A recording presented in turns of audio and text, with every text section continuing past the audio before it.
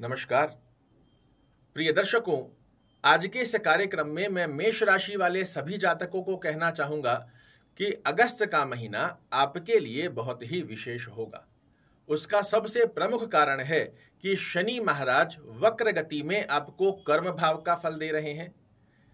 राहु का नक्षत्र जो परिवर्तन शनि के नक्षत्र में हुआ है, ये अब तक आपके लिए जो लंबे समय से समस्याएं क्रिएट कर रहा था उससे आपको निजात प्राप्त होगी। तो वहीं दूसरी तरफ आपकी कुंडली के ब्रह्म कारक ग्रह गुरु मंगल की जोड़ी सूर्य महाराज की स्थिति बेहद सुंदर अवस्था में इस महीने में आपको लाभ देने जा रही है। क्या क्या बड़े परिवर्तन अगस्त के महीने में आपको देखने को मिलेंगे, क्या आपको करना चाहिए, क्या नहीं करना चाहिए, क्रमबद्धता से समझते हैं कि सर्वप्रथम स्थिति में आपका स्वास्थ्य कैसा रहेगा, धन की स्थिति क्या संकेत दे रही है, कर्म क्षेत्र में आपको किन उपलब्धियों की अपॉर्चुनिटीज इस महीने में क्रिएट होकर आएगी, भाग्य का साथ कैसा रहेगा, यात्रा से आपको क्या सफलता का योग प्राप्त होगा कि नहीं होगा, दाम्पत्य जीवन, विद्या और प्रेम संबंधों की स्थिति आपके लिए किस प्रकार से कार्य करती हुई पाई जाएगी, और अंतिम चरण में हमेशा की तरह इस महीने के शुभ रंग, शुभ अंक और शुभ दिवस जिनका पालन कर कर इस महीने को बना सकते हैं आप यादगार। सर्वप्रथम स्थिति में चर्चा करते हैं पहले सुख की, जिसे शास्त्र कहता है निरोगी काया। आपके लग्न के स्वामी मंगल महाराज कहाँ विराजित हैं? द्वितीय भाव में गुरु महाराज का सानिध्य लेकर विराजित हैं। और कब तक रहेंगे? तो 26 अगस्त तक ये वृषभ राशि में रहेंगे। इसके पश्चात में ये मिथुन राशि में जाएंगे। और आपके लग्नेश का द्वितीय भाव में होना ये एक बहुत अच्छा संकेत माना जाता है। स्वास्थ्य दृष्टिकोण की स्थिति में आपके लिए ये महीना बहुत ही विशेष रहेगा। और ना सिर्फ स्वास्थ्य दृष्टिकोण के आधार पर, अपितु इस महीने में आपका लग्नेश आपके कुटुंब परिवार में आपको यशमान प्रतिष्ठा भी दिलाएगा। धन से संबंधित स्थितियों में जो कार्य रुक रहे हैं उन्हें भी पुष्ट करेगा। सिर्फ एक बात का थोड़ा सा ध्यान रखना इस महीने में आपके लिए आवश्यक रहेगा कि अपनी वाणी पर थोड़ा सा संयम रखना है। अगर आपने वाणी का संयम खोया तो कहीं ना कहीं आप अनुभूति करेंगे महीने के अंत में जाकर कि मैं जो कार्य इजी गोइंग अपने फेवर में ले सकता था वो वाणी के चलते खराब हो गया। तो वाणी पर संयम रखिएगा। अन्यत्र अवस्था में पहले सुख की स्थिति आपके लिए परिपूर्णता से आपके पक्ष में बनी हुई है। दूसरा सुख होता है मित्रों धन की माया। यहां आपके धन भाव के स्वामी शुक्र महाराज कहां विराजित हैं? आपके पंचम भाव में। बड़ी अच्छी अवस्था है। कब तक रहेंगे? तो यहां 25 अगस्त तक ये आपके पंचम भाव में रहने वाले हैं। इसके पश्चात में ये कन्या राशि में जाकर नीच के हो जाएंगे। 25 अगस्त तक की स्थिति में धन की अवस्थाएं आपके लिए बेहद सुंदर स्वरूप को दर्शा रही है। तो वहीं धन के कारक देवगुरु बृहस्पति भी धन भाव में बने हुए हैं। और जब धनेश और धन के कारक देवगुरु बृहस्पति दोनों ही आपका सपोर्ट करे तो इस महीने में आपके लिए धन से संबंधित कोई कार्य रुक रहे हैं, धन के संबंधित कोई बड़ी डील आप करना चाह रहे हो, ये महीना बहुत ही सुंदर अवस्था में धन से संबंधित कार्यों को आपके पक्ष में लाकर खड़ा करेगा। कर्म क्षेत्र की यदि हम चर्चा करते हैं तो आपके कर्म भाव के स्वामी शनि महाराज एकादश भाव में विराजित हैं और वक्र गति में आ रहे हैं। वक्र गति में ये आपको कर्म भाव का भी फल देंगे। ये न्याय प्रिय ग्रह हैं। मेहनत इस महीने में आपको कर्म क्षेत्र में एक्स्ट्रा अवश्य रूप से करनी पड़ेगी, किंतु बहुत अच्छी स्थिति का योग है कि मेहनत के रिजल्ट निकाल कर देने की बाध्यता भी शनि महाराज ही अपने हाथ में लेंगे। इस महीने में अगर आप कोई जॉब चेंज करने के बारे में विचार कर रहे हैं, बिल्कुल किया जा सकता है। कोई प्रमोशन की स्थिति पर यदि आप अपने स्टाफ में बात करते हैं, अपने बॉस से बात करते हैं, इसकी स्थिति का योग अच्छा बनता है।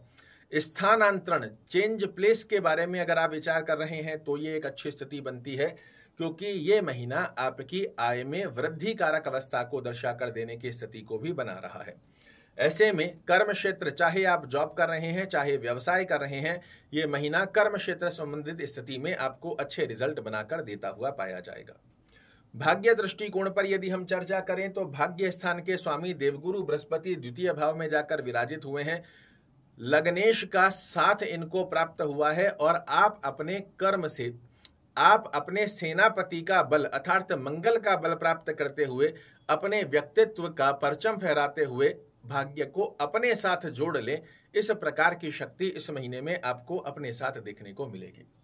यात्रा दृष्टिकोण पर यदि हम चर्चा करते हैं तो यात्रा भाव के स्वामी देवगुरु बृहस्पति भी धन भाव में है, पूरे समय के अंदर यहीं रहेंगे। और साथ में ही राहु महाराज का उत्तरा भाद्रपद नक्षत्र में जो प्रवेश हुआ है, जो कि अभी तक यात्रा में कहीं ना कहीं छोटे छोटे से ऑब्स्टेकल डाल रहा था, इस महीने में आप देखेंगे आपके द्वारा की गई व्यापारिक यात्राएं हो या भौतिक सुखों को अर्जित करने वाली यात्रा हो, बेहद सुंदर स्वरूप में लाभ देती हुई पाई जाएगी। साथ ही बात करें यदि विद्या दृष्टिकोण की स्थिति क्या संकेत दे रही है, तो आपके विद्या भाव के स्वामी सूर्य महाराज कहाँ विराजित हैं, तो आपके चतुर्थ भाव में, इसे बड़ा अच्छा माना जाएगा। किंतु साथ में ही 16 अगस्त को सूर्य महाराज अपनी ही राशि में आ जाएंगे। 16 अगस्त के पश्चात विद्यार्थियों के लिए यह समय बेहद सुंदर अवस्था को दर्शा कर देता है, जो कि आपको कंपटीशन में सफलता का योग प्राप्त कर दे, आपके लिए विद्या दृष्टिकोण की स्थिति को स्ट्रॉन्ग कर दे, जो कि आपको तो श्रेष्ठ मुकाम प्रदान करे ही करे, साथ ही आप अपनी दक्षता के दम पर माता पिता को भी गौरवान्वित करते हुए पाए जाएं। इस प्रकार का योग यहां पर निर्मित होगा। दाम्पत्य स्थान पर यदि हम चर्चा करते हैं तो दाम्पत्य भाव के स्वामी शुक्र महाराज 25 अगस्त तक आपके पंचम भाव में बने हुए हैं। यहां तक की स्थिति आपके लिए बेहद अच्छी है कि आप अपने पार्टनर के भाग्य से किसी भी प्रकार का 25 अगस्त तक सडन ऑफ बेनिफिट्स गेन करें। पार्टनर के साथ में आपके संबंधों की स्थिति का योग अच्छा बनकर आए, किंतु 25 अगस्त के पश्चात जब आपके स्पाउस हाउस के लॉर्ड नीचस्थ होंगे, यहां से आपको थोड़ा सा बैलेंस कर रखने की आवश्यकता रहेगी, क्योंकि यहां पर आपके पार्टनर के स्वास्थ्य में परेशानी देखने को मिल सकती है, अंडरस्टैंडिंग रिलेटेड इशू देखने को मिल सकते हैं। तो ऐसे में 25 अगस्त के पश्चात अपने रिलेशन पार्टनरशिप के अंदर आपके दाम्पत्य जीवन की स्थितियों को थोड़ा सा बैलेंस कर रखने की आवश्यकता हमें जरूर से रहेगी। प्रेम संबंधों पर यदि हम चर्चा करते हैं तो प्रेम भाव के स्वामी सूर्य महाराज हैं। शुक्र बुध की युति बनी हुई है। ये महीना आपके लिए बहुत ही विशेष रहेगा, जो कि आपके पार्टनर के साथ में आपके रिलेशन को और मजबूत करता हुआ पाया जाए।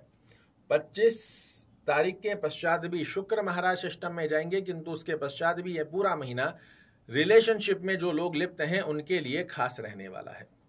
शुभ रंग की यदि इस महीने में हम चर्चा करें कि कौन से वो रंग हैं जिनका पालन कर इस महीने में आप अपने इर्द गिर्द बना सकते हैं सकारात्मक ऑरा, तो मैं आपको रिकमेंड करूंगा इस महीने में जितना संभवत रहता है सफेद रंग, ऑरेंज रंग, केसरिया रंग, पीले रंग का जितना ज्यादा आप सेवन करते हो खाने में, पहनने में, आसपास के वातावरण में, ये एक सकारात्मक ऑरा आपके लिए निर्मित करता हुआ पाया जाएगा।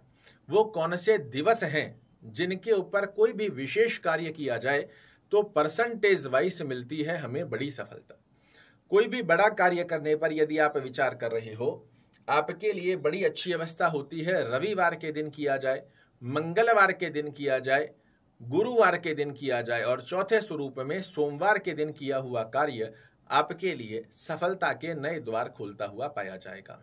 शुभ अंक की यदि हम चर्चा करते हैं तो इस महीने के शुभ अंक आपके लिए रहेंगे 1, 5 और 9। इनको सिंगल डिजिट में या फिर टोटल के मूलांक में किसी भी प्रकार से आप प्रयोजन में लाते हो, ये अंक बन जाते हैं आपके लिए लकी चार्म। ब्रह्म की के बारे में यदि चर्चा करें तो इस महीने में भगवान सूर्य को अर्घ देना आपके लिए बहुत अच्छे लाभ देता है। आदित्य हृदय स्तोत्र का पाठ करना आपको इस महीने में आकस्मिक लाभ के द्वार खोलता हुआ पाया जाएगा। चलते फिरते ओम नमो भगवते वासुदेवाय नमः का जाप करना या ओम गुरुवे नमः का जाप करना इस महीने में खोलेगा आपके लिए धन के द्वार। आशा करता हूं मेरे द्वारा दी गई ये जानकारी आपको पसंद आएगी। कल फिर से एक नई जानकारी लेकर आपके सामने उपस्थित होऊंगा। तब तक के लिए नमस्कार।